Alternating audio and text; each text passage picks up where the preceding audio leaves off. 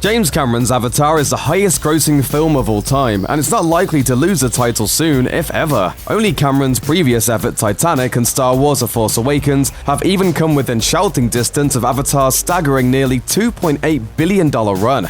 Yet there seems to be no rush getting the obligatory Avatar sequels into theaters. Last year, release dates were finally announced for the next films in Cameron's planned series, with Avatar 2 hitting screens on December 18, 2020. But if that bit of news slipped by you, it may be because the public's appetite for Avatar's continuing story may not be as ravenous as Cameron thinks, and because one massively successful film, even the most successful ever, may not necessarily translate to a sustainable franchise. Here's why we're more than a little concerned about Avatar 2. Memories fade. Extremely belated sequels can sometimes work, but it's a tricky proposition. Blade Runner 2049 is an illustration of how it can go right creatively, but in general, audiences are now accustomed to the big-budget serialized storytelling of the Star Wars and Marvel franchises. Attention spans are relatively short, and fans usually have to wait no longer than a year for the next installment to carry the story forward in today's movie market. Avatar came out almost a decade ago, and when the follow-up hits theaters in 2020, it'll have been a full 11 years since the first film stunned everyone into repeat showings. There's a chance that all the enthusiasm and fan fervor that drove the first film's success might not be as strong after so much time away from Pandora. Climate change.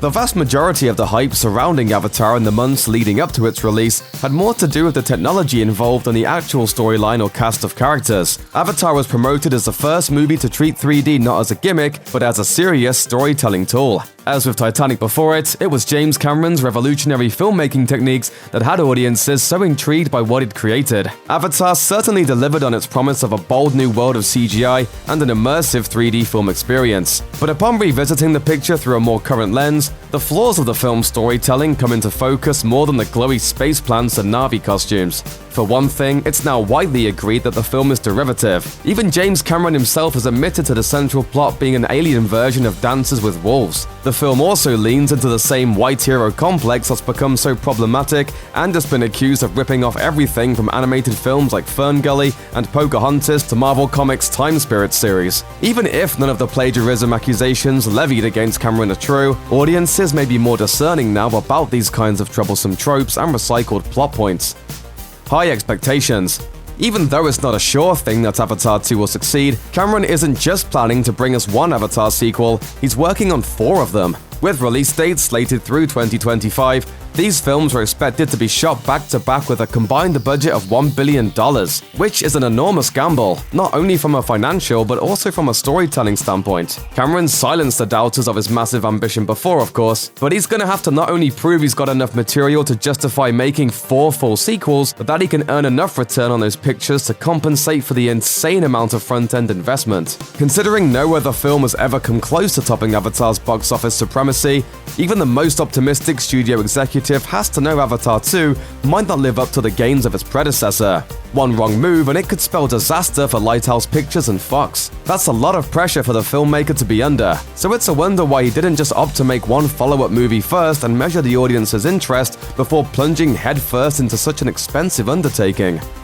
Trounced tech. When Avatar first arrived in theaters, it was one of a kind. Sure, audiences had seen 3D movies in theaters before, but none had ever quite had the kind of majestic color schemes and landscapes that this movie offered. Since then, though, such visual effects have become much more commonplace in blockbuster films, from the superhero sphere to the world of animated films. Though James Cameron has insisted that his Avatar sequels are going to boast some similar technological breakthroughs to keep audiences intrigued, it may be tough for Avatar 2 to find new ground to break in that regard. Rumor has it, he may even be working on a way to deliver the experience without the use of glasses. But will it be enough to get people to the ticket booth? It doesn't bode well for him that audiences have grown weary of seeing movies in 3D. In recent years, ticket sales for 3D screenings have dropped like a rock, from about 20% of ticket sales in 2010 to 14% in 2016. Even IMAX theaters have drastically reduced their 3D slate, citing the clear preference of consumers for 2D. Simply put, the groundbreaking CGI and industry-leading 3D that drove Avatar's must-see status in 2009 may be virtual non-factors in 2020, which means Avatar 2 will have to stand on its own merits. Quiet cast. Apart from Sigourney Weaver, the cast of Avatar was made up of largely lesser-known actors who did a fine enough job, but haven't gone on to top the A-list. Zoe Saldana is an exception to that rule, as she's earned prime placement in other space stories like Star Trek and Guardians of the Galaxy since then, but the rest of the cast has remained relatively unknown.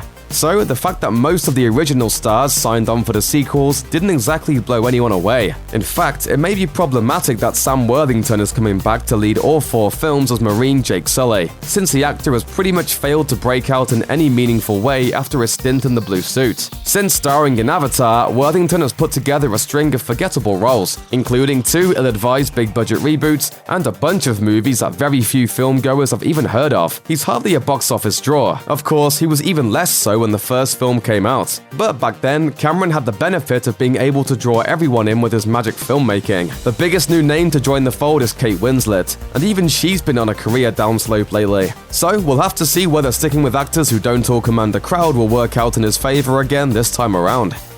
Stiff competition. Disney may have a horse in the Avatar box office race before the second film hits theaters. Not only are they licensed purveyors of Pandora-themed merchandise, but they've also recently launched a Pandora-themed world at Orlando's Animal Kingdom. In addition, they're in the process of purchasing the vast majority of the film and television assets of Avatar's distributor, Fox, which would make them even greater beneficiaries of the film's theoretical success. If the deal goes through as expected, Disney may try to avoid directly competing with the sequels. Until then, though, The House of Mouse doesn't have to stand down against a long overdue sequel to a one-time blockbuster that might not even reach its intended audience. After all, they're already expecting to bring forth new Star Wars entries through 2025, the year in which Avatar 5 is scheduled to hit screens. And Marvel has a roadmap for their cinematic universe lined up through 2028. And possibly beyond. This kind of predictable competition didn't exist during Avatar's box office home run, so in order for the sequels to succeed, Cameron will have to meet and possibly even exceed the storytelling and cinematic appeal of these well-oiled machine franchises. Too far. Originally, only a single sequel to Avatar got the green light from the studio. But then Cameron started envisioning the story as a trilogy. But before long, the creative process seemed to get completely out of hand. Speaking with Variety, Cameron issued perhaps the most ominous sign yet with regard to the sequel's quality. The Avatar story arc was originally meant to be a trilogy, but I overwrite and my writers overwrote as well. Basically, the first of the sequels cloned itself and became 2 films. So now it's 4 films, and the studio's very happy with it. They have an opportunity to make more money, but it's also an opportunity to spend a lot more money too. So there's a clinch factor. And that, in a nutshell, is why Avatar 2 and its sequels should raise some serious red flags. Their big-budget gambles, a return to a world which has taken little hold in the public imagination, with a questionable story stretched across far more films than should be needed to tell it. But hey, if Peter Jackson could stretch The Hobbit into 3 feature-length films that made $1 billion apiece, well, what's to say James Cameron doesn't defy all odds again as well? Thanks for watching. Click the looper icon to subscribe to our YouTube channel. Plus, check out all this cool stuff we know you'll love too.